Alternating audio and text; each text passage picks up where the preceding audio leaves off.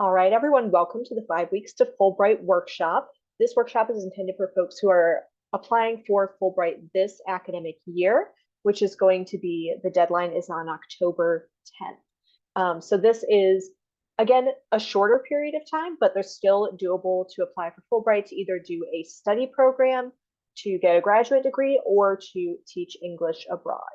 So I was going to say pause. If you are not a graduating senior, a USC alum or current graduate student, if you're not a US citizen, if you want to start your Fulbright program, if you don't want to start in 2024, if you're not planning to teach English or enroll in a graduate program abroad, this may not be the workshop for you.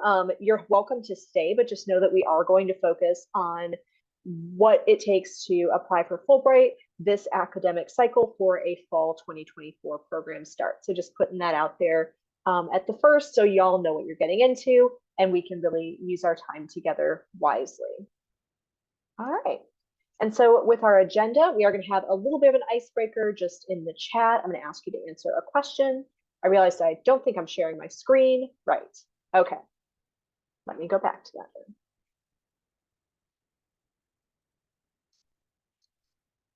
All right, there we go. Okay. So our agenda. We're going to have a little icebreaker. I'm going to give you a very brief overview of the Fulbright program itself. We're going to talk about the timeline from here until the deadline, some tips for getting ready for the Fulbright, and then finally, the majority of our time will be devoted to some writing exercises, so to get you started on this path to Fulbright. So just in the chat real quick, could you type where you're interested in going for your Fulbright if you've identified a location or two, and what you're hoping to do, either English teaching or study.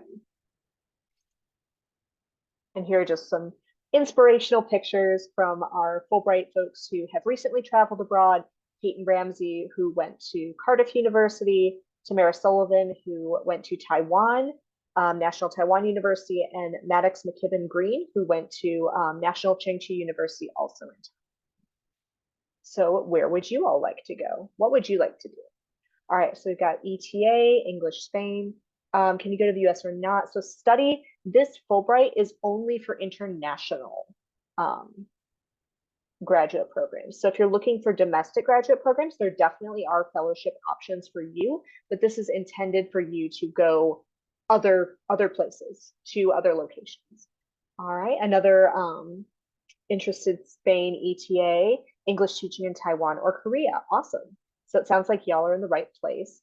You will notice that I didn't mention actually study, or no, I mentioned study. I didn't mention research grants. The reason that I haven't mentioned research grants is because in a time frame that is 5 to 6 weeks, you have to have a really good idea of what you want to research in order to put together a solid independent research proposal. So graduate study, English teaching, awesome. Okay, another English teaching, undecided. Awesome, so mostly teaching and a couple of study, perfect. Y'all are in the right place. So let's go over some quick facts about Fulbright, what it is, what the eligibility requirements are, and what the typical applicant profile looks like. So eligibility is that you do have to be a US citizen by the application deadline. So if you're waiting on that, if you're going to be a citizen by the 10th of October, you're good to go. If not, you may need to apply in a future cycle. You do need to have your bachelor's degree by the start of your program. So that means by whenever you would actually be in country. For most places, this is going to be around August to October of 2024. So you want to make sure you're graduated with your undergraduate by that time. You want to make sure that you don't yet have a conferred PhD by the program start. Fulbright is open to students who have their bachelor's degree all the way through folks who do not yet have a PhD. So you can remain eligible for Fulbright for quite a long time, for the Fulbright US student program, which is what we are talking about here today. And then there are also going to be country-specific requirements that may include language requirements. They may have some specifications on what kinds of majors can apply, but that will vary from country to country depending on the program that you selected. So those are the core eligibility requirements. The award types. So there are two kind of primary categories of award. One is the English teaching assistant, That is where the majority of the Fulbright awards are.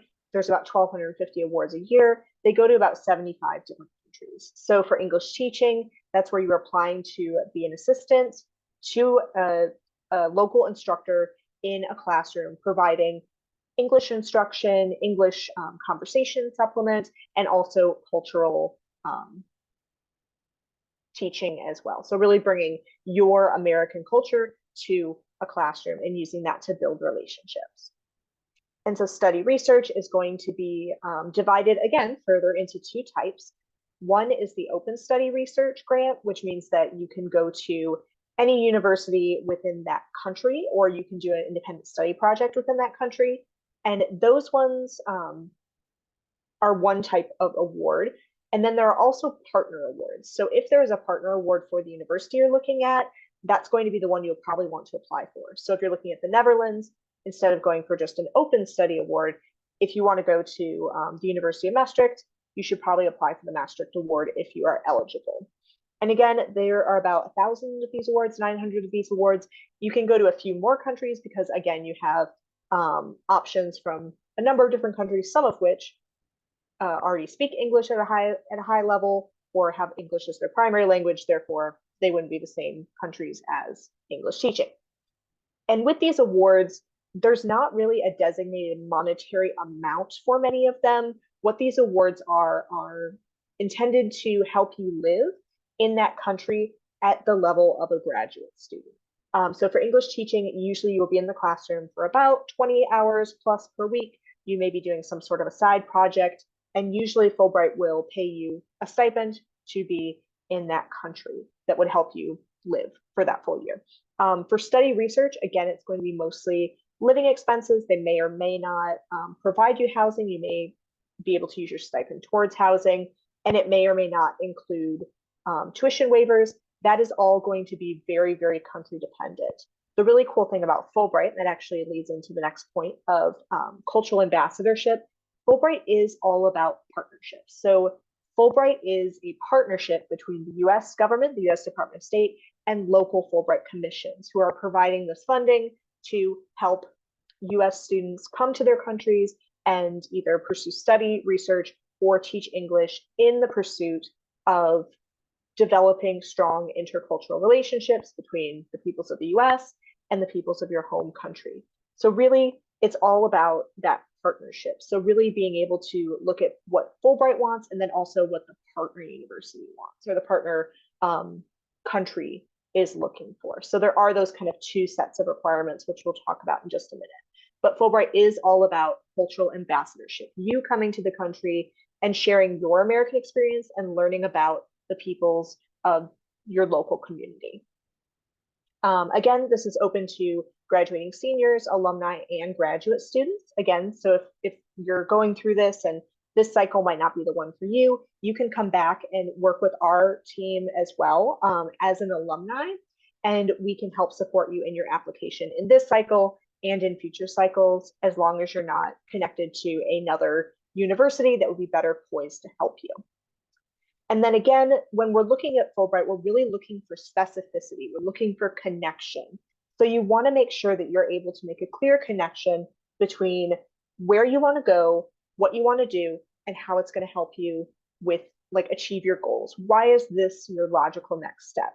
So for those who want to teach English in Spain, why did you pick Spain? What is it about Spain that's attractive to you? Hopefully you speak Spanish. That's a good reason to go. But how can you tie it into what you're hoping to do? Maybe you want to be a Spanish professor. Maybe you want to be a healthcare provider who's proficient in Spanish. You have to make that connection for Fulbright because Fulbright is really looking for that specificity. So now that we've got kind of that out of the way, we talk about the application components. So again, there are two types. There are universal requirements for all Fulbright applications of that type. And then there are program-specific requirements, which vary pretty widely from country to country. So you'll want to make sure that you're reading the program description for the country that you're applying to very, very closely. So in terms of universal Fulbright requirements, each application, kind of regardless of type, has a statement of grant purpose. For those of you doing English teaching, you'll have a one-page, single-spaced, 12-point font statement of grant purpose, which will describe what you hope to do, your connection to the country, why you chose it, and your approach to teaching English in the classroom. So basically the what, where, and how of your Fulbright application. So you get one single space page to do that. That's why we're here. We can help you put together those applications, kind of figure out what's going to be the best to include, what maybe might go somewhere else or not be relevant for this specific application. For those of you doing a study grant, you will get 2 single space pages, so tons of room to explain your program, why you chose it, what you hope it will help you accomplish in the future. So again, what, where, and how of your program. The second essay is a personal statement. This is 1 page for everyone, single space, 12-point font, and this really describes you and your interests as they relate to Fulbright. Think of it as your origin story, as your why for why you're pursuing Fulbright. It can be a story of when you first got inspired to study a language, or how you came to want to do education, or if you are in mechanical engineering, like where did that interest come from? What do you hope to do with it? So that's a little bit more personal. Many of these applications do not, like once you apply for Fulbright, you don't actually do interviews for many of them. Some of them you do, and again, that will be in the country-specific information. But for many of these awards, you're actually not interviewing. You're never actually talking to someone. So everything that they know about you, that the screening committee knows about you, is coming from your written application.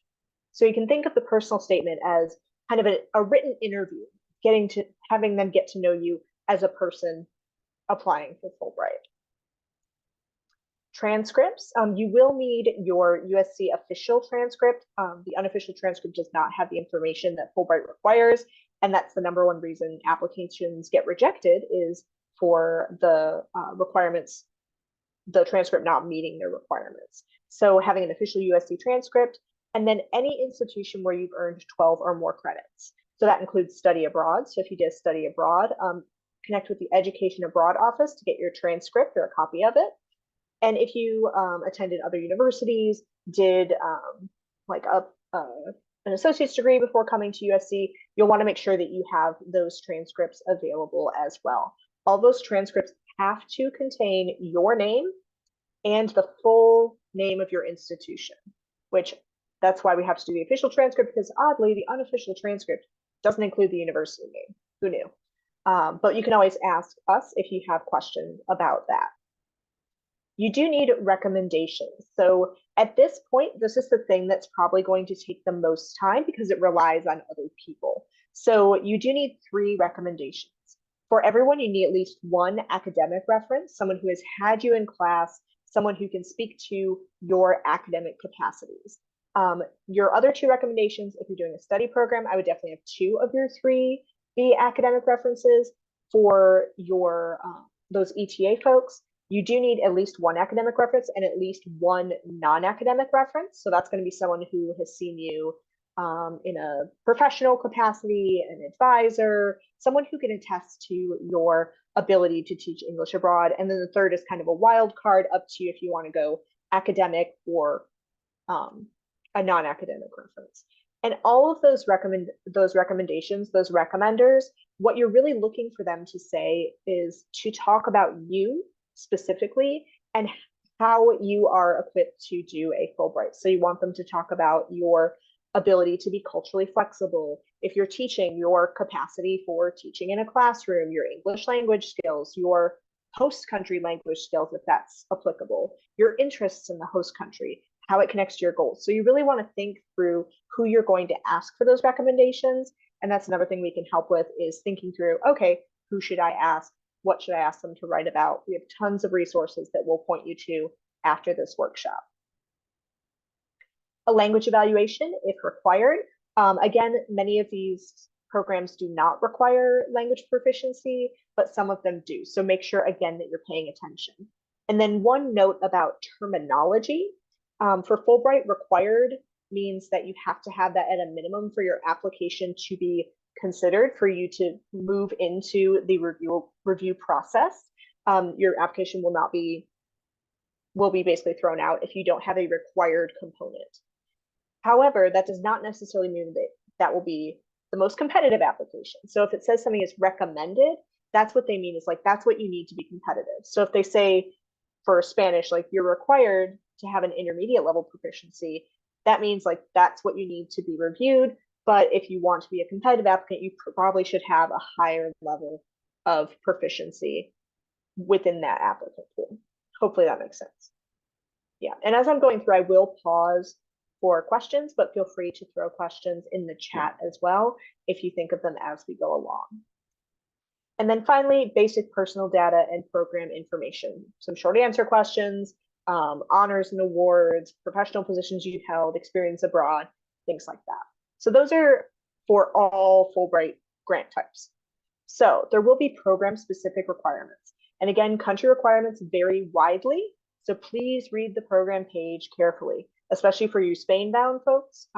They have a quite lengthy program page. I don't know if y'all have taken a peek at that. Hopefully you have, but they actually ask you to specify where you want to be placed. And each district has its own summary and their own instructions for what they want you to include in your application. So again, make sure you're reading that very carefully. Study and research, letters of affiliation. So if you are planning to do a graduate degree abroad, the country-specific program page may or may not say that a letter of affiliation is required. For graduate programs, letter of affiliation is your admission to the university. So you're applying for Fulbright for funding, and you're applying to the university for admission. So be aware that you do have to do two parallel processes. If you are able, before you apply for admission, because a lot of places it's not open yet, if you are able to get in contact with the department that you're hoping to work with, and there's a faculty member that will be willing to write a letter of affiliation saying, hey, we've talked with Mr. Smith over here, and we're very excited to have him as part of our program. Should he be accepted, he'll work with us on his research in, I don't know, the moon, whatever his research would be. Hopefully it's a little bit more specific than that. But you can have those relationships. And again, we'll talk more about that. The recommendations and the letters of affiliation, again, are the two things that you're going to want to get started on fairly quickly, because those are the things that are going to take time, that depend on other people. And you want to make sure that you are giving them enough time to write you good letters. And again, study applicants must also apply directly to your grad programs. If you just apply for Fulbright, you're going to be very, very disappointed when you find out that you're not actually a student at the school that you're going to. So please don't do that. Excuse me. All right, so again, the award benefits. This is a slide from Fulbright. Pre-grant and in-country, they will cover your airfare to and from the country.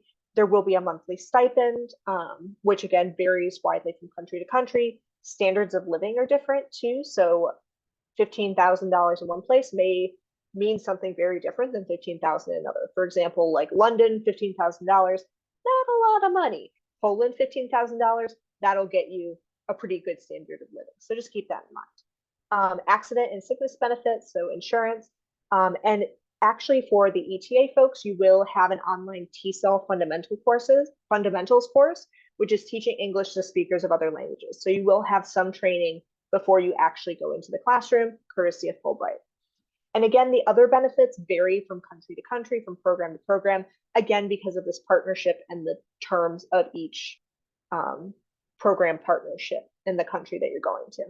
So you may have dependent support if you have spouses, kids, other folks that you would want to bring with you. Maybe there might be benefits for them, research, tuition, language lessons, enhancement activities, and disability related accommodations. They actually are having, I think, a workshop coming up for folks who have disabilities and are traveling on Fulbright, and they actually have some really good resources. So please feel free to check that out if that is something that you would like more information about.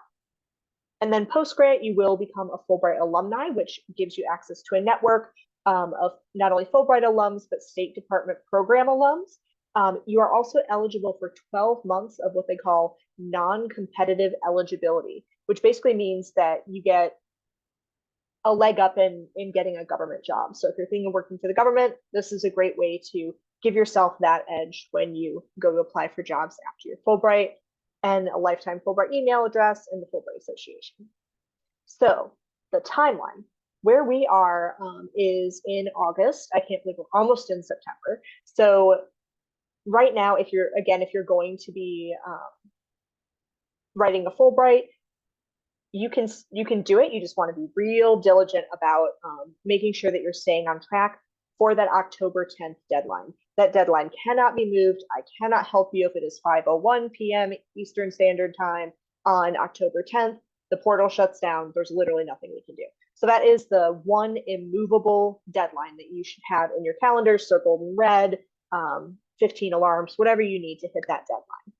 And so that is when you need to have all of those application materials submitted in the online portal. And I'll show you where that is at the end of our time together. And so that is the deadline to be aware of. And then after you submit for your deadline, it will go to a US screening committee. So that'll be a national screening committee. They review all of the applications and then make recommendations for who moves on to the country screening level. So from November to December, US review. Usually late January, you'll be notified whether or not you have been recommended for host country review. And at that point, if you're recommended, your application will go to the host country for review. And then the final selections kind of come in on a rolling basis. They can come in anywhere from mid-March to the end of June. So patience is a good thing when you're coming up on the Fulbright announcements. So what can we do for you? So National Fellowships, our team, we have a team of 5 different advisors who focus on different awards. For Fulbright, I am the primary point of contact. I work on international awards. If you're a graduate student or wanting to do graduate awards, I also work with my colleague, Matt Klopfenstein, who is the advisor who focuses on graduate awards. We also have Val Weingart in the room, who is the National Fellowships Advisor for first and second year students. And although you are not first and second year students, she is a great resource because she actually is a Fulbright alum herself. She did an English teaching assistantship in Poland a couple of years ago. So what can we do as a team to help you? So we can help you understand the process. There's a lot of information, there's a lot to understand. So we can help you understand what you need to do. We can help you identify good fit programs. So looking through all of the hundreds of programs that Fulbright offers, we can help you discern what kinds of programs might be a good fit for you. Because for Fulbright, you get one application. You get to apply to one award type in one location. So you only get one. So we can help you identify which one you might want to go for, depending on your interests and your goals and all of that. We will give you access to resources. We have a whole file system, a whole repository of resources on asking for recommendations, writing statements and essays, how to ask for a letter of affiliation. We've got a ton of stuff. We can actually even give you access to past successful applications, so you can get an idea of what students have done in the past and what kinds of things may help you get a Fulbright. Again, that's not a one size fits all. Every Fulbright is different. Every applicant is different. There's no one way to write a Fulbright application. So that's something that we can really help you do, is to find your voice and find what it is about you that makes you a great Fulbright applicant. So we can help you with this by reviewing your essays, giving feedback, or even doing brainstorming with you to kind of figure out how you want to frame your essay, what you want to highlight, what you might not highlight in this essay, but maybe another thing, or even another fellowship that might be a good fit for you to apply for as well. So we can provide guidance on that, and also who to ask for your recommendations. So these are all the things we can do. What we can't do. So we can't write your application for you. Apologies in advance. We can't serve as a recommender because we don't know you that well, and also not yet. And we also are helping you through this process. So you want to identify recommenders outside of our staff. Although we can help you identify good fit programs, we can't make that decision for you. And we can't change that national deadline. That is something that is immovable. I don't think they have ever pushed it. So make sure that you are planning to submit a couple of days in advance so you don't run into the common program or a common fellowship challenge of the application system always deciding to slow way down or completely crash on the day of the deadline. So definitely plan to submit before that October 10th deadline. And of course, what we can't do is guarantee an outcome. We at the fellowships office, the fellowships team, we really focus on the value of the process of going through this very reflective, very intensive process of figuring out who you are, what are your goals, what kinds of things are you interested in, building those faculty relationships by asking for letters of recommendation, and really getting a sense of kind of who you are and what you want. So we really focus on the value of that process, and that process in and of itself is going to be helpful for you no matter the outcome, because you can repurpose your materials for job interviews or for other applications, other fellowships, graduate school. So we really find that no matter what, students will get something out of this process. Potentially that is a year abroad through Fulbright, but not everyone can be awarded. Unfortunately, they don't have unlimited money, but what we can do is help you to really polish your application and to submit your most competitive application for Fulbright. So I'm going to go ahead and pause our recording so we can have a time to ask questions.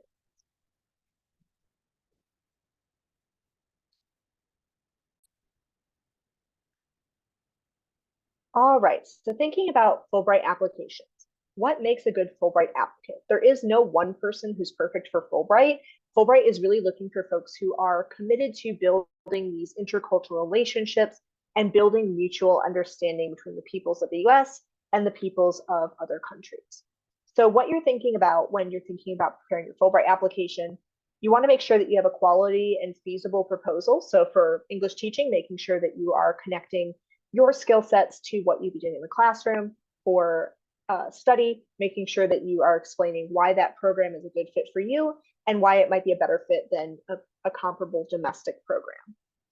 They are looking for strong academics, especially in your area of focus. There is not a GPA that is required for Fulbright. This is something that they are looking at you as a holistic candidate. So GPA is part of it. It is not all of it.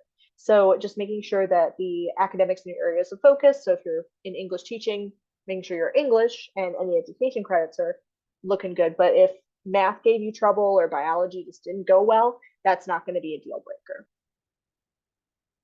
You want to make sure that you are clearly articulating why you need to do this specific thing in this specific place. So again, really thinking about fit and thinking about where Fulbright is going to take you and why this is your next logical step.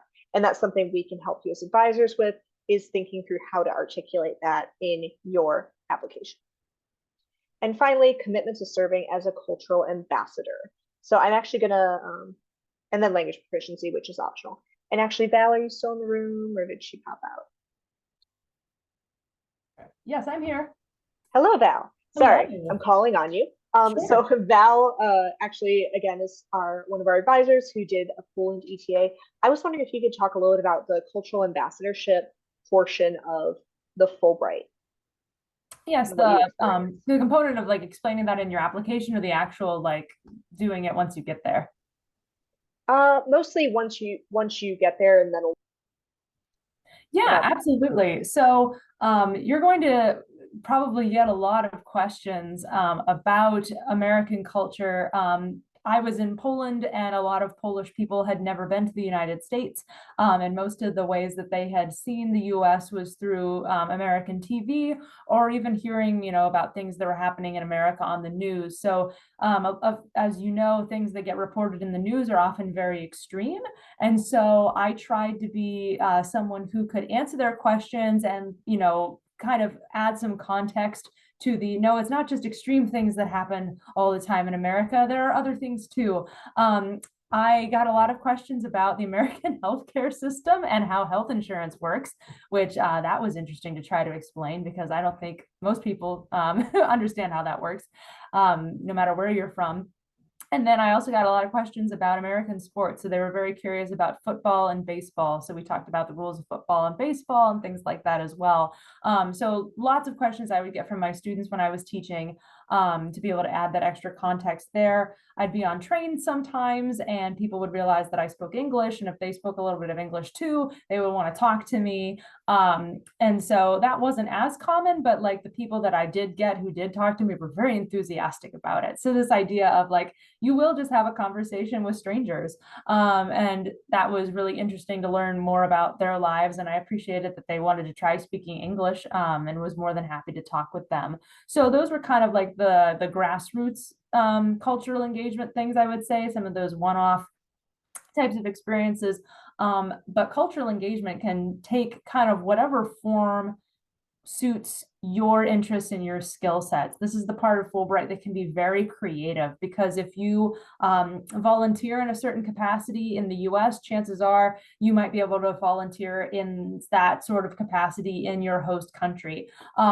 One of the defining moments of when I was in Poland is when that was when the Russia invaded Ukraine. And so there was an influx of Ukrainians who were coming to Poland, and there was a great need for volunteers, for donations, for working with Ukrainian students who were suddenly joining Polish universities. So that kind of humanitarian effort was there. I know people who worked for like Make-A-Wish while they were spending time abroad with Fulbright and worked with Make-A-Wish.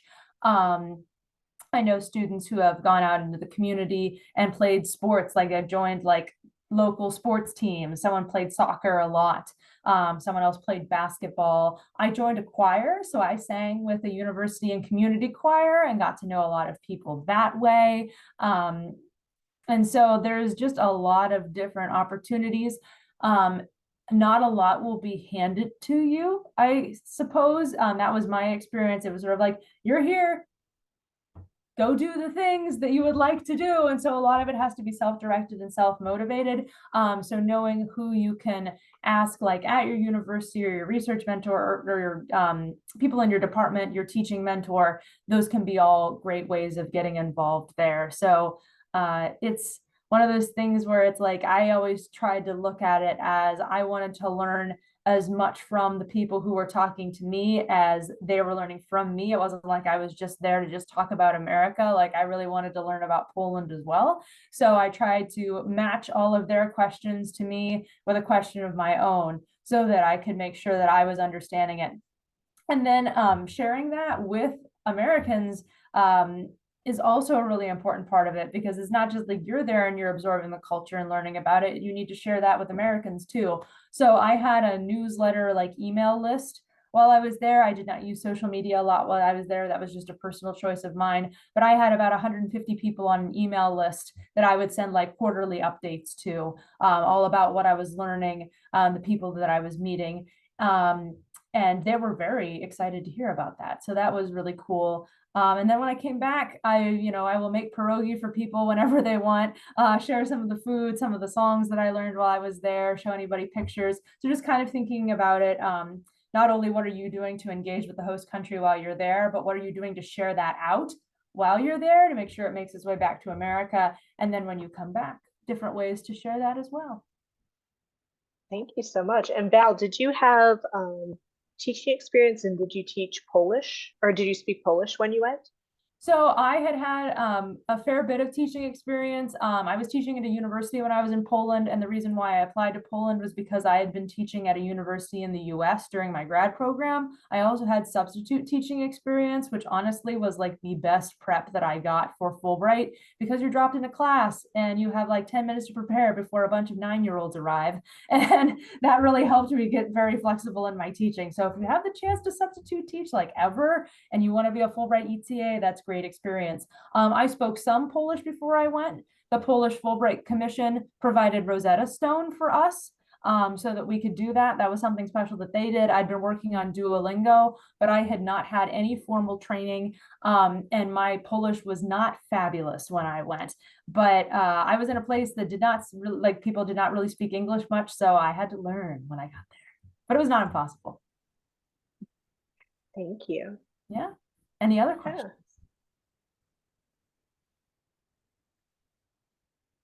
All right. Yeah, thank you, Val. And so in the interest of time, I'm going to skip ahead just a little bit. We might not have as much time for writing. We might come back to that. But then again, when you're looking at Fulbright, you want to really think about the fit. So you want to really describe why you, what are your interests, your passions, what kind of volunteering do you do, what are your goals, why does it fit well with this program or project that you're proposing to do, why does it fit with the country that you're hoping to go to, what are the connections there, why is now a great time for you to take a year and go abroad. And then finally, why Fulbright? Talking about that cultural ambassadorship, why is it Fulbright in particular? What about that philosophy draws you in and makes you excited? So really thinking about that fellowship fit funnel. And again, why Fulbright? Why Fulbright? Okay, so again, writing for Fulbright, the personal statement is 1 page, statement grant paid purpose is 1 page for ETAs, 2 pages for study research. And so what we're going to do is I'm actually going to skip ahead. So ignore this. We'll come back. Do.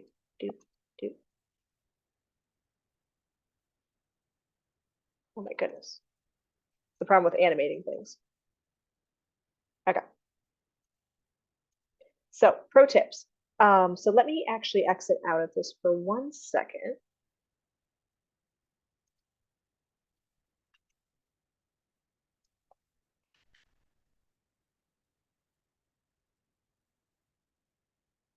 All right. So before, can you all see my screen? Okay. Tell me if you can. So this is the Fulbright website. And this is where you're going to find that information that I talked about. So if you are looking for the countries, this is where you're going to find the country specific information. So I know a lot of you said Spain. Click on Spain, and then you can see the types of awards that are offered in Spain. English teaching assistant. This is where you're going to want to spend a lot of time reading over what they're looking for. And they will tell you a lot of information, what kinds of applicants they're looking for, what kinds of experience they're hoping you'll have, what your placement might look like. I know Val said that she was at a university setting. Different placements have different levels of students. So some of them may be elementary school or even pre-K, and then all the way up to university and adult learners. So depending on what you're interested in, they may have you doing other types of activities like conversation groups or clubs. That will all be in this program overview. So you'll want to read this very carefully. And again, specific to Spain, they do actually have their ETA awards broken down by region, and they want you to specify. So there are many occasions where, oh, I'm open to anything is a really good answer. Fulbright's not one of them. So the more specific that you can be, the better of an application, a more competitive application you'll be able to make, because you'll be able to talk specifically about why you want to go to Catalonia over Madrid. Grant length, grant period, what they're looking for in terms of the profiles. Again, different levels of students, what they're hoping that you will do. Just a note about eligibility. Study abroad does not count towards this. Undergraduate study abroad does not count towards residency. So don't worry about that. If you are studying abroad in Spain, you are still eligible. They'll have special application instructions, what your proficiency is. Again, required is minimum, recommended is that's what you need to make yourself competitive.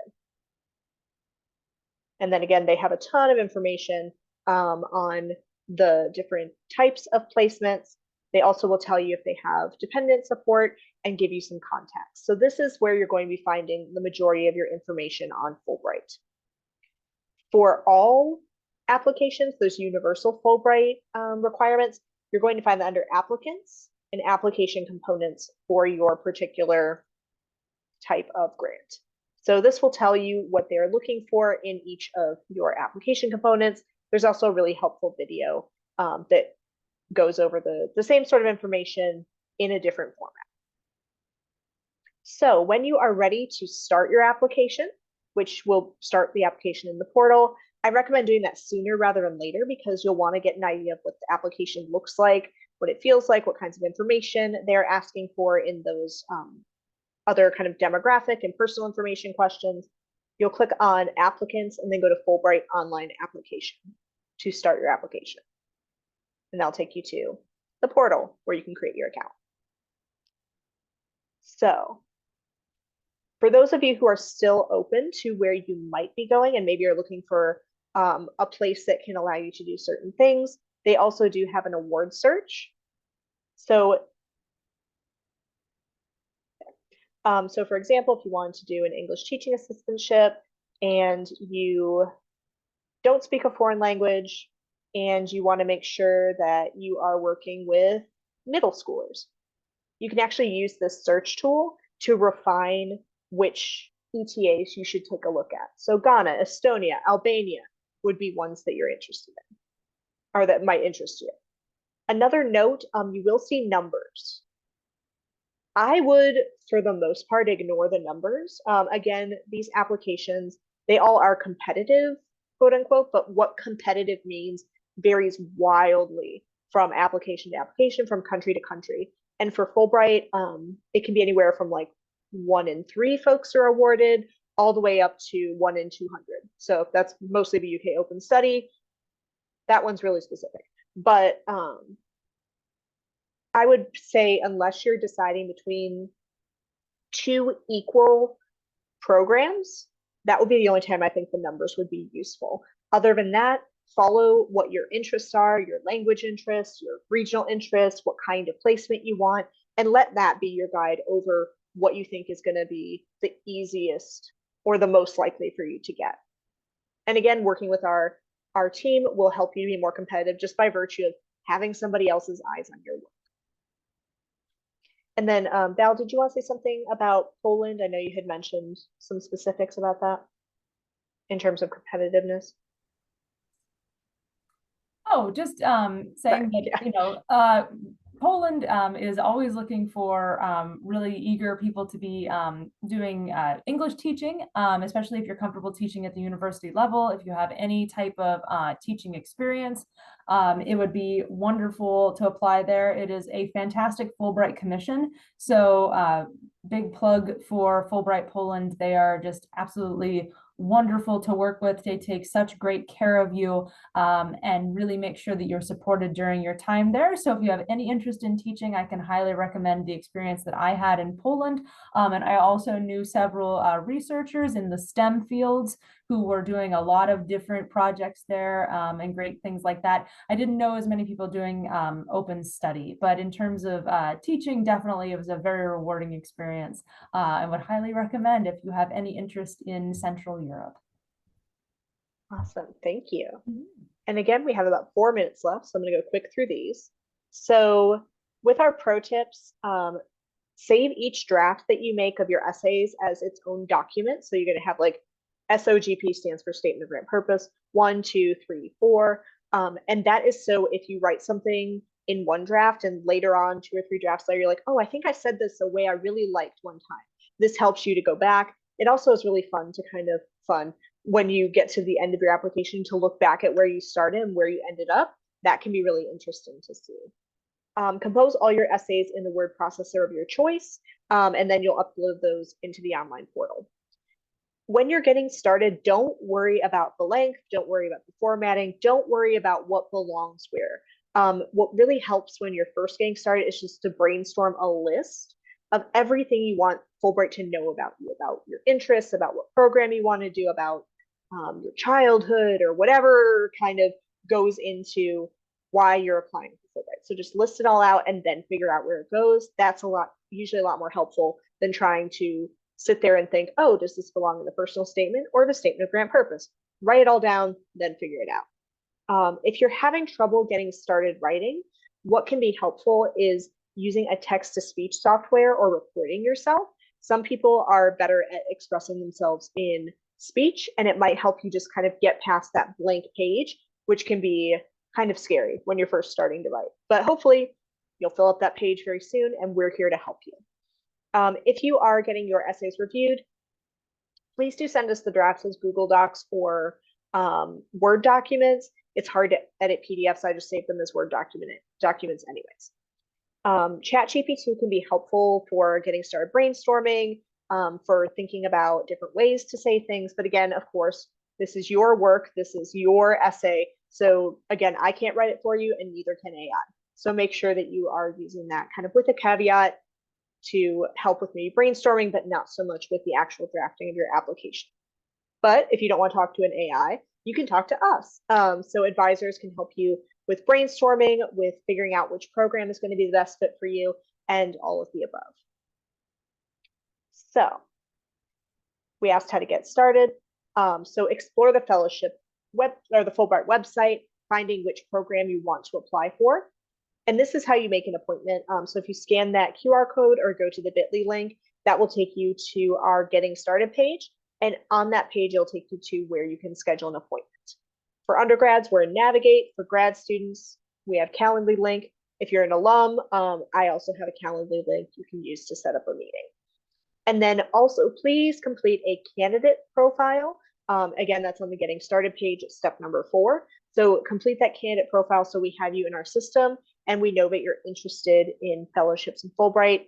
And there'll also be a place for you to submit an intent to apply form that lets us know that you're planning on applying for Fulbright this cycle. So I'm going to pause for questions. I'm going to go ahead and stop the recording and pause for questions. And then if we have folks that want to hang on a couple more minutes, we can go back to some of the writing exercise.